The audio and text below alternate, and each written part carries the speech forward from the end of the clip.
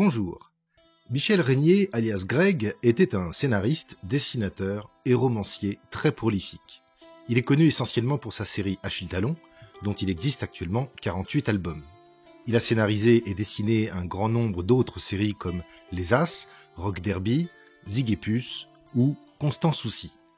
Il a été le scénariste d'un paquet de dessinateurs comme Dany, Tibet, Blanc-Dumont, Herman, Cuvelier, Franquin, Vance et bien d'autres. Il a aussi écrit des scénarios pour le cinéma ou la télévision, et oui, même pour Hergé.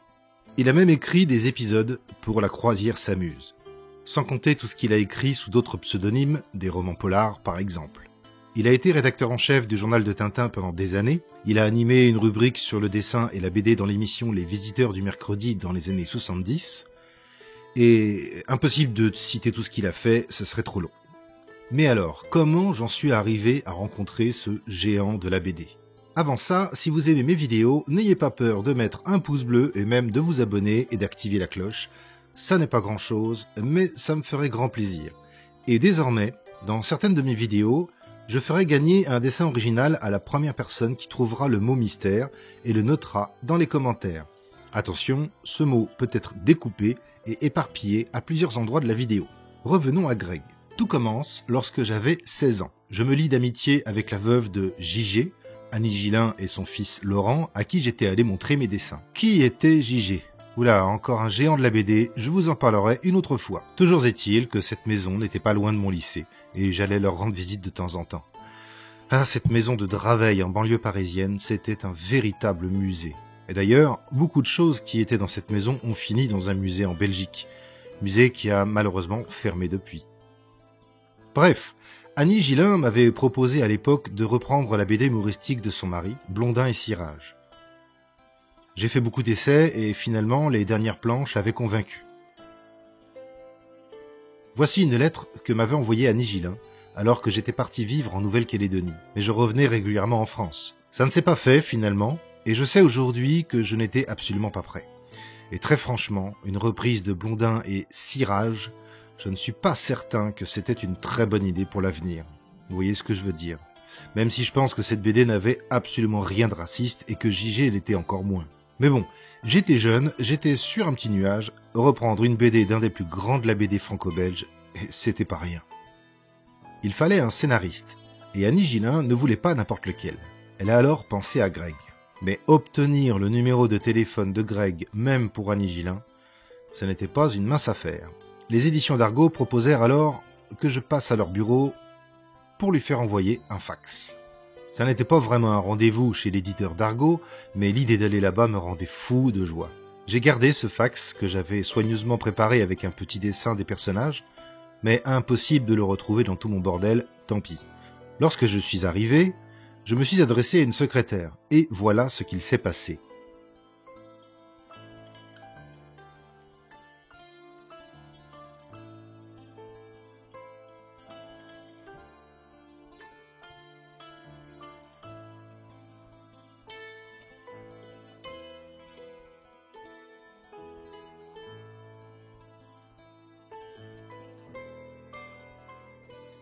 Elle devait être nouvelle et ne devait pas être au courant de la consigne de Greg concernant son numéro de téléphone. J'espère qu'elle n'aura pas eu de soucis par la suite, mais je ne pouvais pas laisser passer une telle occasion.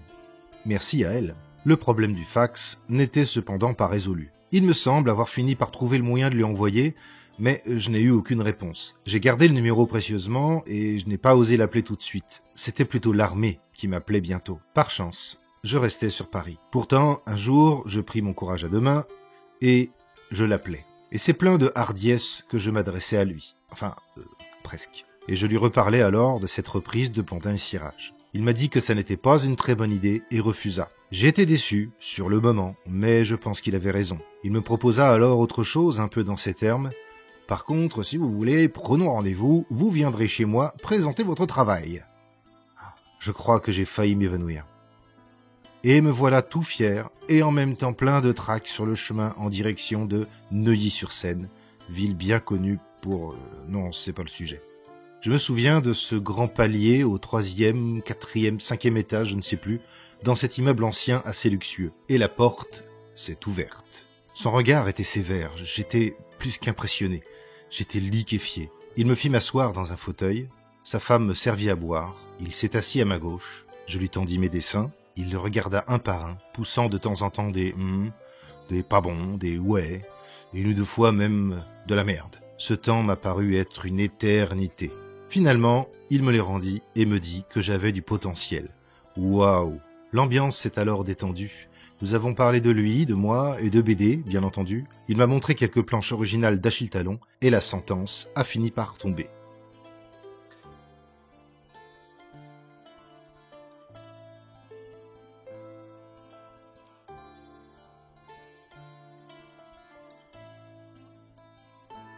Bon, je ne m'étais pas évanoui, mais j'étais tellement heureux.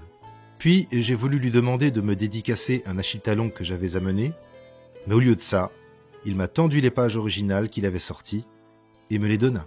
Évidemment, je possède toujours ces pages. Et à partir de ce jour, j'allais le voir tous les 2 mois pour prendre des baffes, je veux dire des leçons de dessin et de BD. Il était très strict au point qu'il a même une fois corrigé une de mes pages au stylo bille. Franquin me corrigeait mes planches au feutre rouge, m'avait-il sorti.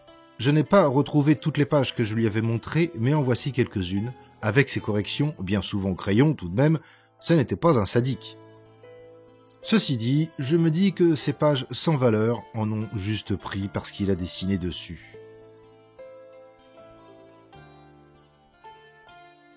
Anecdote. Un jour, je lui fis une petite remarque tout timidement et gentiment.